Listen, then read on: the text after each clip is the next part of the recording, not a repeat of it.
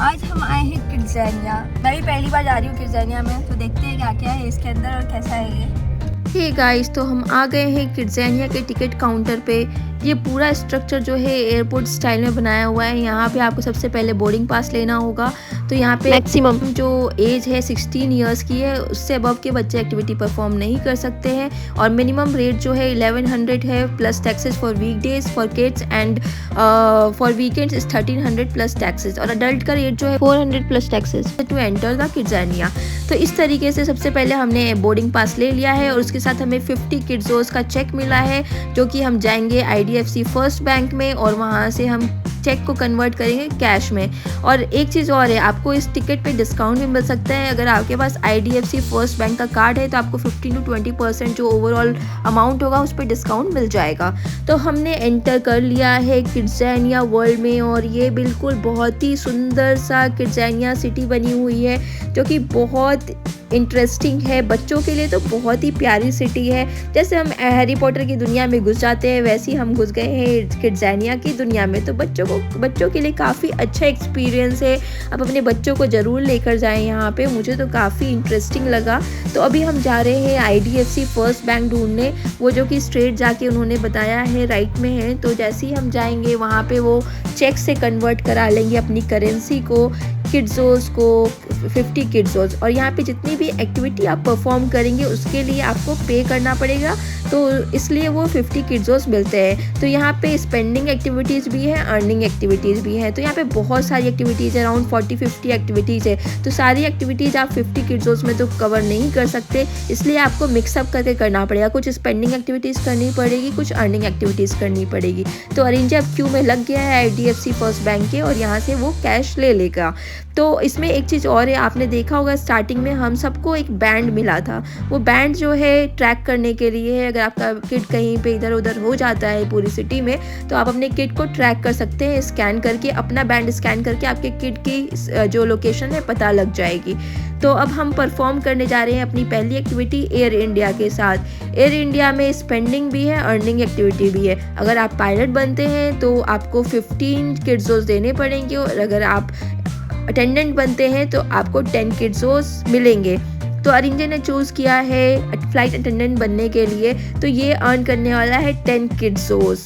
तो यहाँ पे देख रहे होंगे आप बहुत सारे बच्चे जो है पायलट की यूनिफॉर्म पहन रहे हैं, तो वैसे ही फ़्लाइट अटेंडेंट को भी अपनी यूनिफॉर्म मिलेगी। और रियल लाइफ एक्सपीरियंस है, बिल्कुल जो रियल लाइफ में होता है वैसे वो ये लोग सिखाते हैं कि एक फ़्लाइट अटेंडेंट जो होता है क्या क्या बोलता है, वो सब चीज़ें इसको सिखाते हैं यहाँ पे, जो कि मैं वीडियो में नहीं डाल पाई हूँ, बट वो सारी चीज़ें इनको सिखाते हैं। और बच्चे जो पायलट बने हैं वो बिल्कुल वैसी ही सीट्स बनी हुई हैं, वो सब कुछ एक्सपीरियंस करेंगे। तो एक रियल लाइफ एक्सपीरियंस है, बच्चों के लिए अच्छा एक्सपोजर है इस टाइप की एक्टिविटीज़ करने में। आप देख सकते हैं यहाँ पे ये पायलट्स की सीट्स हैं और फ्लाइट अटेंडेंट की सीट वहाँ पे है, और वो रियल लाइफ में जो है अटेंड करेगा पैसेंजर। तो इस तरीके से अरिंजे ने अपनी फर्स्ट एक्टिविटी कंप्लीट की और 10 किड्सोस अर्न किए।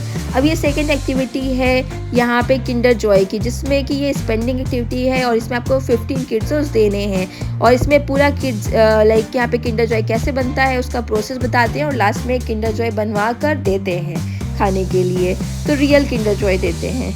वो करने के बाद अरिंजे ने स्पेंड किया फ्रूटी पे, और फ्रूटी यहाँ पे फ्रूटी बनाना सिखाते हैं, पूरा प्रोसेस सिखाते हैं कि फ्रूटी कैसे बनती है। बट अरिंजे ने स्पेंडिंग की जगह पे अर्निंग एक्टिविटी करी, उसमें इंजीनियर बन के अरिंजे ने 8 किड्सोस अर्न किए।